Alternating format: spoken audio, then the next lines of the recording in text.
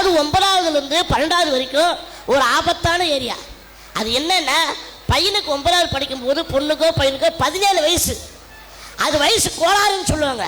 ஆர்வ கோளாறுன்னு சொல்லலாம், வயசு கோளாறுன்னு சொல்லலாம். ஆனால் எல்லா தீய சக்தி அப்போ தான் உள்ளே வரும்.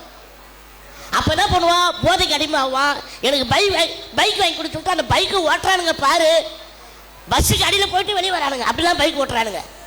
அதுக்கப்புறம் நண்பர்கள் வந்துருக்காங்கல்ல, நல்ல நண்பர்களாக சேரணும். இந்த தண்ணி அடிக்கிறவன், திருடுறவன், எல்லாம் கெட்ட கெட்ட விஷயமெல்லாம் இருக்கிற அது மாதிரிலாம் போகக்கூடாது. ஒழுக்கமான மாணவர்கிட்ட சேரணும். அந்த ஒழுக்கமான மாணவர்கிட்ட சேர்ந்தா தான் எல்லாமே வாழ்க்கை ஒழுங்காக இருக்கும், ஒழுக்கமான வாழ்க்கையாக இருக்கும். யாரு கேட்டால் இன்னாரு பையன் இன்னாரு பொண்ணு அப்படின்னு சொல்லணும்.